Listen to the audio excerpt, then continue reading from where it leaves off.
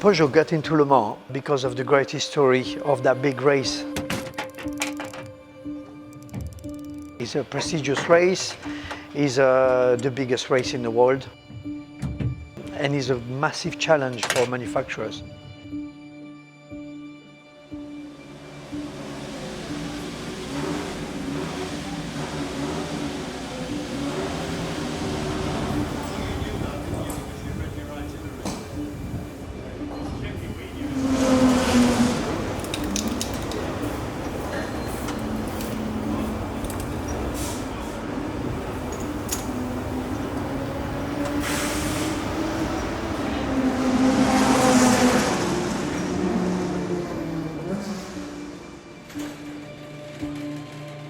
You have some echo, or you hear about things like that in the paddock. You know, we all like it's a small community. So a friend of mine told me this, another friend of mine told me that. So I called Peugeot Sport. It was Jean-Pierre Nicolas at the time, and he told me, yeah, we are looking at doing Le Mans and all this. And if you ever around Paris, come and see me. So I invented. Then I was in Paris very quickly. And I was at Peugeot Sport a couple of weeks later, meeting with Jean-Pierre Nicolas, and from there on we had a first approach. Then there was Serge Saulnier, who got appointed as team manager, and Serge Saulnier is somebody who was running me in British Formula 3, so somebody I know very well, and so I got in touch with him, and things moved very quickly. I was already on the scene. I've done Le Mans already 6 or 7 times by that time, you know. So I was experienced, I had good speed, not to send flower to myself, you know, and he was really hooked up very quickly, you know. I got offered a contract, and then the rest is history, you know. So I knew already that if I was with a manufacturer, I would be in a good place to have a shot at winning that race.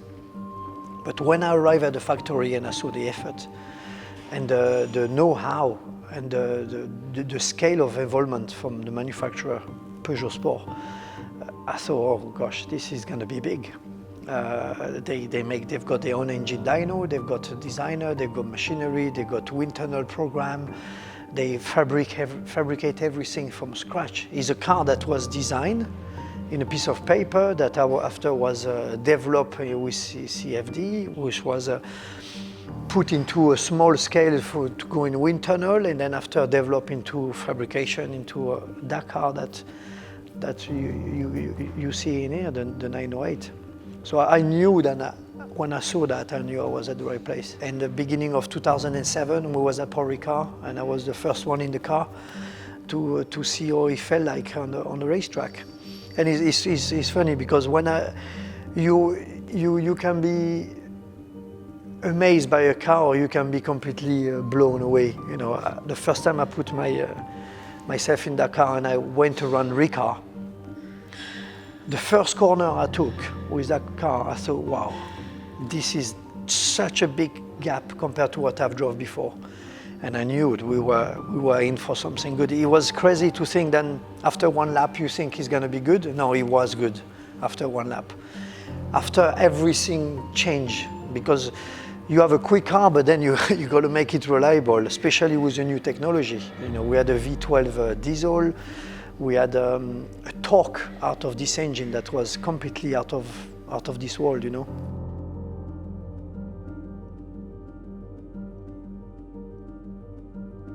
The success come pretty quickly because development we did, every time we tested, we discover some new problem, and the problem was actually resolved very quickly. And when we went to the first race at Monza, I was sharing the car with Marc Genet, and we never did more than 400 kilometers with the car, and we did a 1,000 kilometers race at Monza and we won it. So the quick reaction of the team was unbelievable. We went to Le Mans for the first year I was sharing with Jacques Villeneuve and Marc Genet, and we ran second until 2 hours, and we had a very minor problem with the engine which made us retire, but the sister car finished second on his first Le Mans. And then after he just unfolded, the team won out of 32 races, about 27 races, I think, against Audi, which was like a a big thing. The only downside of it is that we only won Le Mans once. 2011 was the last year of the program, and a full season in the Intercontinental Cup, which was the WEC, not called WEC, the World Championship, not called World Championship yet. It was the year just before the launch came. And in 2011, there was a new regulation which came into place with the ACO, because the car in 2010 were going too fast. It was breaking the 3 minutes 18 at Le Mans, and with speed of 350k, you know, was really quick. So the ACO wanted to slow the car down, so there is a new car came, the 90X, which was a little bit slower, but not that much, but with again a new car, new engine, V8, and the preparation for hybrid. So Peugeot, they prepared that year with that in the back of their mind. We started halfway through the year to develop the hybrid system for 2012. Lots of running, lots of development, lots of money spent by Peugeot Sport to do that. And it was very unfortunate, and in 2012 Peugeot had some problem with the main Peugeot, the Peugeot brand had a problem, so they had to make lots of redundancy, and you cannot make people redundant and go spend money into racing, so the program came to a stop. The car was in Sebring for testing, for developing the new car, and from one day to the next we got a call that the program was stopped. So it was a very an abrupt end to a beautiful story, and a painful end, to be honest. And it's difficult not only for us drivers, it's difficult for everybody that have put so much effort into researching, into developing, into preparing at every level in the team, you know. Because suddenly everybody stop, and then you know that it's not going to happen, because when something like this is very big, you have more than 250 people working on something regularly. And when you have to dispatch those people, they quickly go to somewhere else, so the team is dissolving very quickly.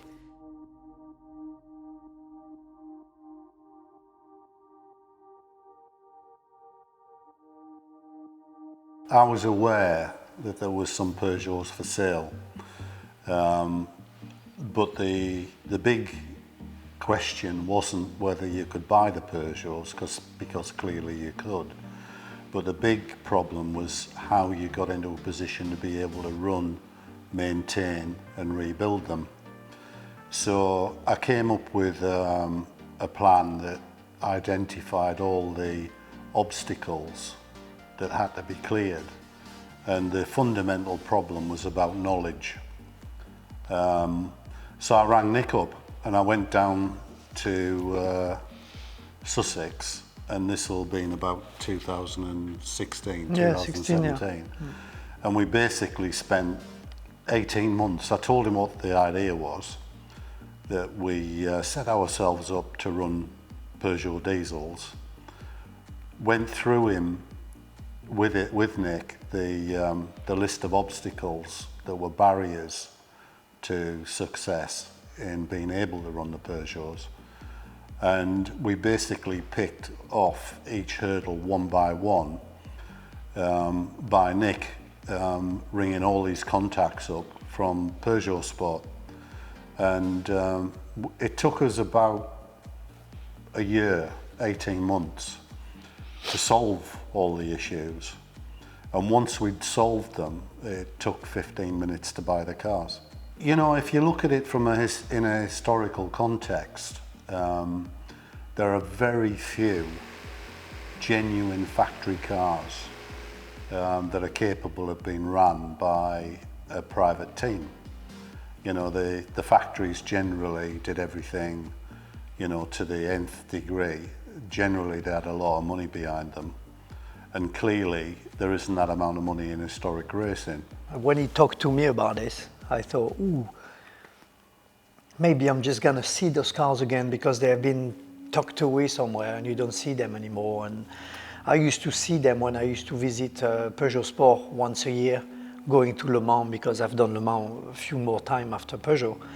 And I used to take off the blanket on top of them in the corridor somewhere at Peugeot Sport, and just to look at them, because you miss those things, you know. So and you know what drove us, they are truly iconic cars from one of the greatest periods of sports car racing, and probably the last genuine factory cars that can ever be run by privateers. yeah, exactly. Now it's all hybrid, so you couldn't couldn't run an hybrid now. It's too dangerous. It's complicated. Too much electronic.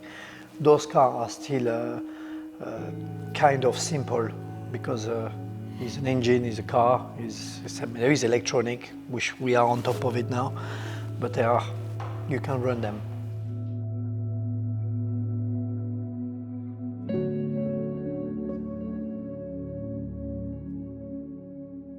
Well, we met with a wonderful guy who's still significant in Peugeot as a shareholder, Jean-Philippe Peugeot.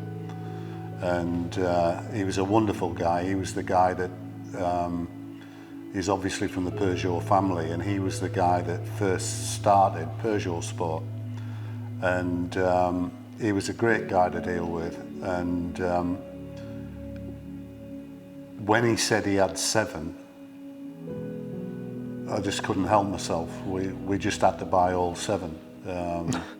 So we went for lunch, talked about the old days. You know, he told us all about starting this young ex-rally navigator called Jean Todt and his relationship with Jean Todt. And like I say, I think we'd got to dessert by the time we talked about buying the cars.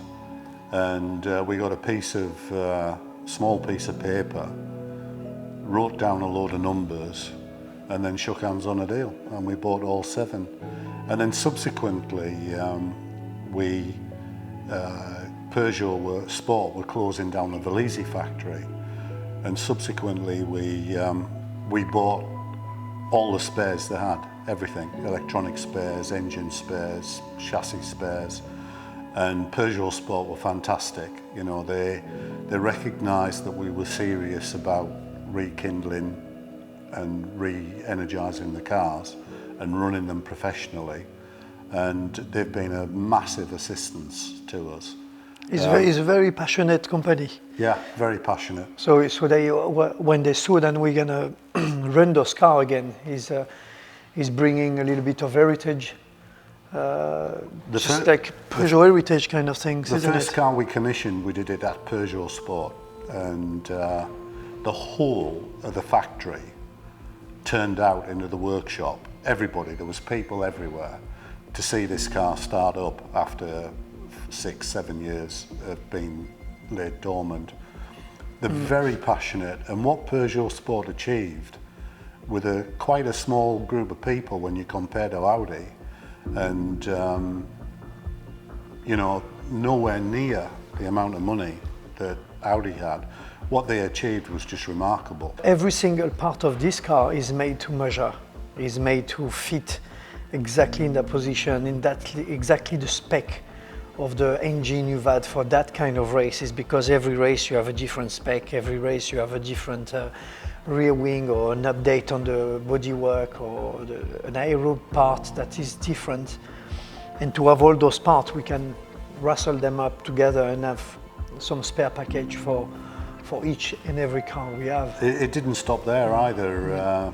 We met Monsieur Finot earlier in the year, and we told him what our objectives were, you know, run these cars for a long time, and he was good enough to allow us to take every drawing, every CAD 3D models. So we basically got about 8 or 9 8 terabyte hard drives full of everything that Peugeot had on their system. So this is just gonna help us in case of you know, you have the car, but if you hit a problem, what do you do? Because it's complicated. It's a car that has been made to measure. So now we can click a button and reproduce a part, which is gonna enable us to run the car. Otherwise, if you don't have this, what do? You know, you park the car and you can run it. I mean, it's to such an extent that we could actually build a brand new 908.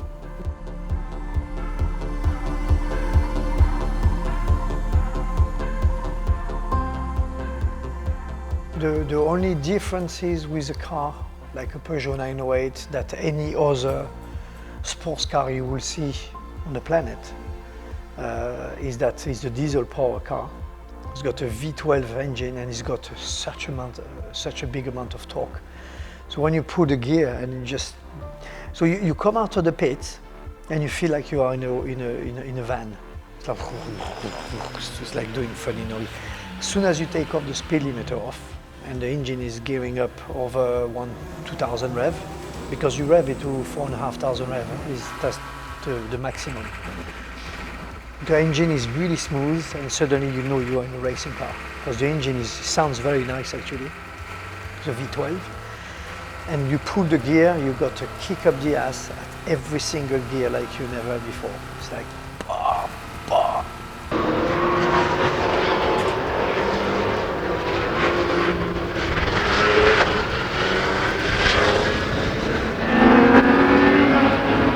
With 6 gear is the same, you get a kick like this. And often when we used to race those cars, even now, you know, you cannot use the whole torque. So there is a torque reduction with the traction control, with reducing it a little bit so you can use the power better. It's the best traction control I've ever experienced in my life. Amazing. It's like a big hand holding you back, whereas in a petrol engine, the engine actually cuts. So you can hear but on the Peugeot, it's like somebody else is managing the power delivery for you. It's very smooth. Very smooth, yeah. It's a torque reduction and it works very well. I raced a customer car in 2005 and up to 2008, and I remember when the Peugeots came out, you know, we raced a Lola. I used to blow him away. Yeah, you did. You don't often, private individuals don't often get the chance to compare a genuine factory car with a customer car. And when sorry to cut you, that's the difference between a professional racing driver and a non-professional. Yeah, they're usually about 2 foot tall. But I'm good in a pub if there's any trouble. Yeah. The company specialises in sports prototypes because we've got so much experience in sports prototypes. You know, we did, as Chamberlain Synergy, which is the former name of the company, we did 5 years of ELMS and Le Mans with 3 different types of car, and I think we failed to finish twice in 5 years. So that level of expertise of the guys at building a reliable car has just carried forward really into Group C and into Masters racing. So we just want to specialise in sports prototypes and do a good job. It's as well about giving, not only preparing the car and giving very good expertise about preparing, running the car, but it's as well giving an experience to the people who want to bring their car to us and having us running their car. You know, I give a lot of feedback myself as a racing driver to the people who come and race in the team. I coach them. We as well. It's not only a job of, you know, you prepare a car, you bring it to a racetrack. It's an experience as well. And the experience is about passionate people. That's why they come into this sport. It's expensive sport, so if you're not passionate, you don't really come in there. And historic racing has gone through a massive transformation in the last 15 years. You know, the level of professionalism now in historic racing is as high as it was 20 years ago in mainstream racing.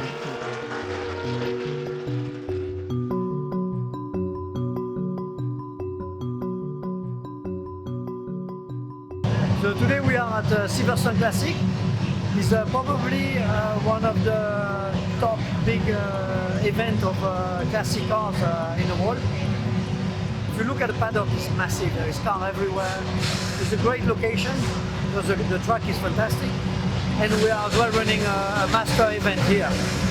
So the Master Endurance Legion is for all the cars from Le Mans era or ALMS, ELMS, Daytona sometime for a certain period of cars.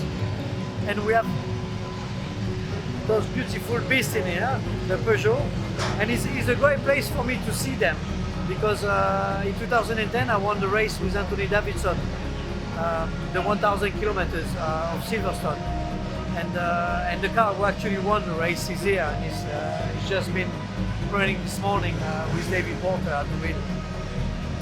And it's beautiful to see, you know, like nearly 10 years ago, you have this car here, and he's breathing again, he's alive again.